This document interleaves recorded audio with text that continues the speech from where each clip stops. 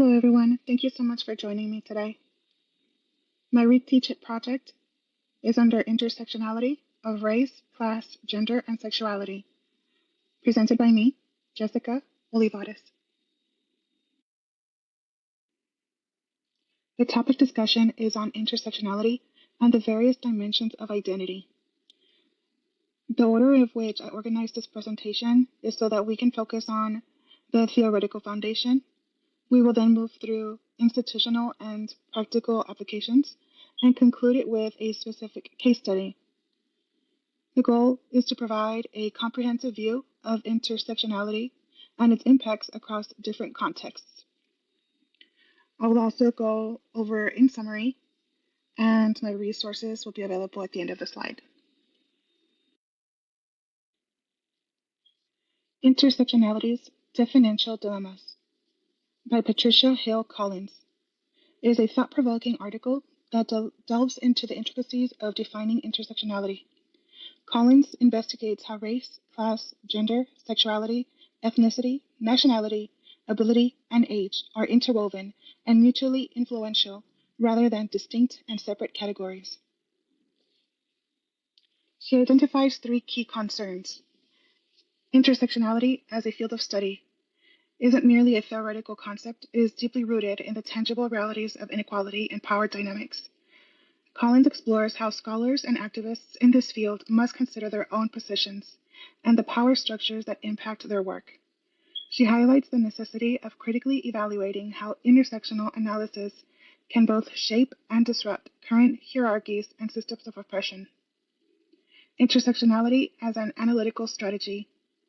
Collins highlights that employing intersectionality as an analytical framework enables researchers to reveal and comprehend the intricate and multifaceted nature of social inequalities. This approach disrupts conventional methodologies and prompts scholars to critically examine how different forms of discrimination and privilege interplay and prevent themselves across various contexts. The goal is to gain a more comprehensive understanding of social dynamics and to develop more effective strategies for addressing systemic inequalities. Intersectionality as critical praxis.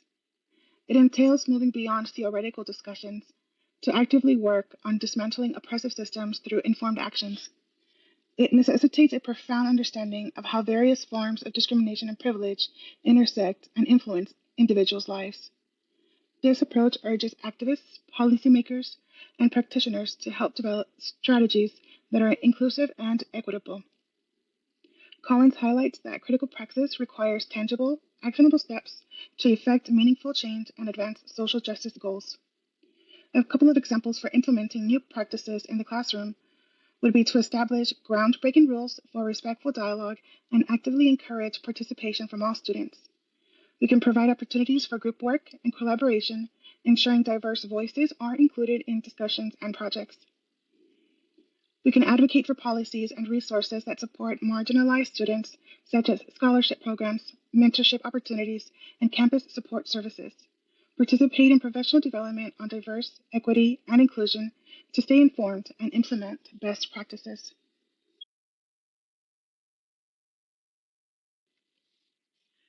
Gender, Ideas, Interactions, Institutions by Lisa Wade and Myra Marks Ferre.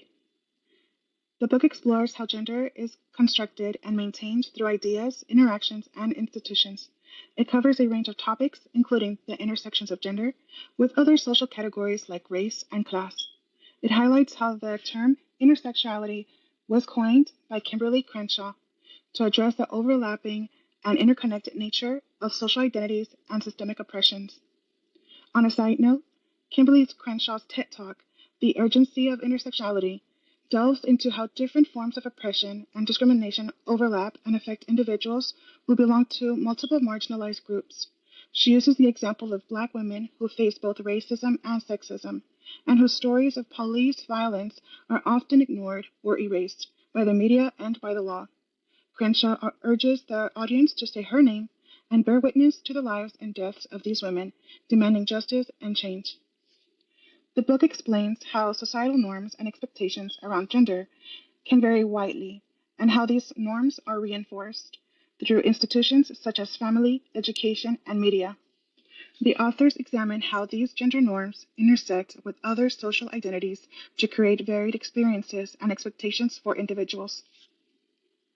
This section emphasizes the enduring effects of colonialism, slavery, segregation on the formation of racial and gender identities.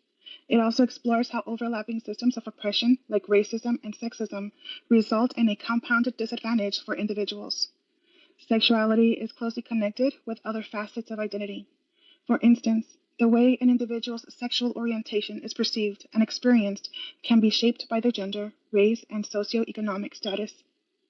It also examines how structural inequalities and systemic discrimination affects immigrants. It emphasizes the compound disadvantages that occur when immigration status intersects with other marginalized identities.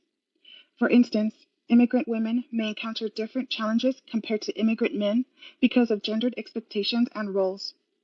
The authors show how class status can influence the ways in which gender is performed and experienced, highlighting the different pressures and opportunities faced by individuals from various socioeconomic backgrounds. The authors emphasize that people's experiences cannot be understood by looking at single aspects of their identities in isolation. Instead, gender intersects with other identities, creating a web of advantages and disadvantages that influence one's experiences and opportunities. They argue that intersectional approach is necessary to fully understand and address structural inequalities. Gender, Race, Class, and the Transition to Adulthood, a Critical Review of the Literature by Kimberly A. Maffei.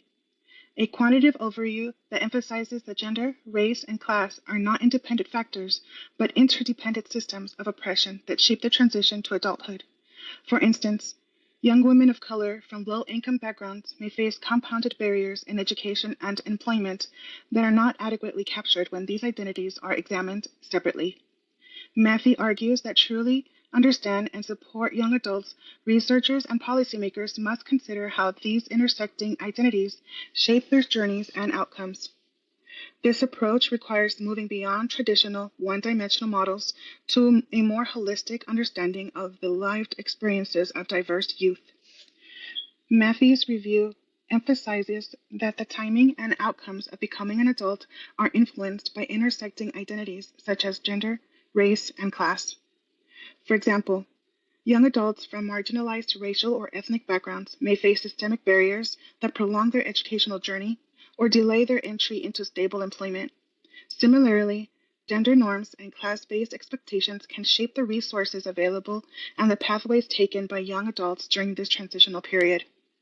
In societies with condensed timing like Japan, decisions regarding human capital investments are made at specific critical stages in a child's life, which can close off other opportunities. Conversely, the United States exemplifies a diffuse timing society where the educational system and labor market are more flexible. Individuals can either exit and re-enter these institutions with fewer adverse consequences compared to the stricter institutional structures in Japan. This underscores the necessity for a multi-method interdisciplinary approach. This approach involves integrating qualitative and quantitative data and considering historical, cultural, and structural contexts that impact individuals' experiences. These studies indicate that while anti-discrimination policies in education and employment have possibly narrowed the gender gap in educational and occupational expectations, pro-family policies seem to have had minimal impact on altering expectations surrounding the gender division of household labor. By adopting this interdisciplinary approach, researchers can develop more effective and inclusive strategies to support diverse youth populations, ensuring that social policies and programs address the unique challenges and opportunities faced by individuals at these intersections. Understanding the challenges and opportunities facing students on the autism spectrum at UCLA. The intersection of autism, ethnicity, race, gender, and sexual orientation by Joseph Luis Juarez. This was a qualitative study that explores the unique experiences of students on the autism spectrum at UCLA. This study focuses on how intersecting identities such as ethnicity, race, gender, and sexual orientation influence these students' experiences. Juarez mentions that autism spectrum condition students are the highest growing demographic of people with disabilities on college campuses. He points out that students of color within the autism spectrum are particularly disadvantaged by typical activities or behaviors that align with societal norms, including the idea that heterosexual relationships and behaviors are considered the norm of gender and sexual orientation, further emphasizing the need for more inclusive academic, social, and extracurricular support to create an equitable environment. The illustrations shown further support Juarez's theory. It is important to note that the students that participated in this study mentioned experiencing challenges academically, socially, institutionally, mentally, and intersectionally.